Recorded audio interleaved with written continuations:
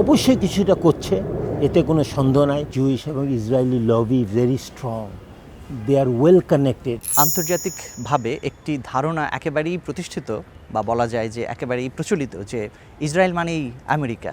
এই ধারণাটি কিভাবে প্রতিষ্ঠিত হলো?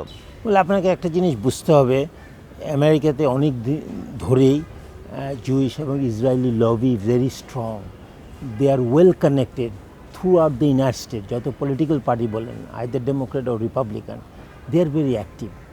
আপনি যদি এঙ্গেজ না করেন, আপনি যদি না হয় পার্টিসিপেট না করেন পলিটিক্যাল প্রসেসে, then you can be left behind. So ওই দিকে ওরা অনেক আগে আছে। অ্যাজ এ মুসলমান, অ্যাজ এ মাইনরিটি আমরা এখনও অনেক পিছিয়ে আছি, কিন্তু things has change last number of years.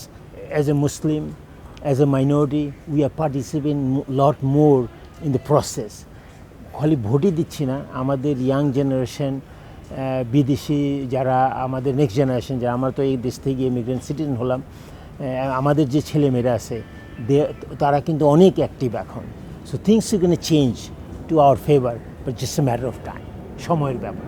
Iran ইস্যুতে কিংবা ফিলিস্তিন ইস্যুতে আমরা মার্কিন যে অবস্থান দেখতে পাই বা মার্কিন যে পররাষ্ট্রনীতি, সেটি আপনি মনে করেন কিনা যে বৈশ্বিক প্রেক্ষাপটে মার্কিন যুক্তরাষ্ট্রের যে গ্রহণযোগ্যতা তাকে প্রশ্নবিদ্ধ করছে?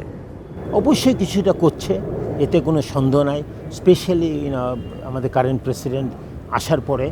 But I think things you can change.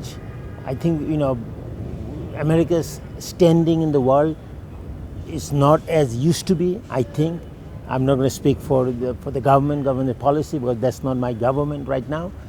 Kintu we're going to come back, but we're going to have America is damaging some of its credibility, so it can be a question. But I think it's going to come back. I'm optimistic.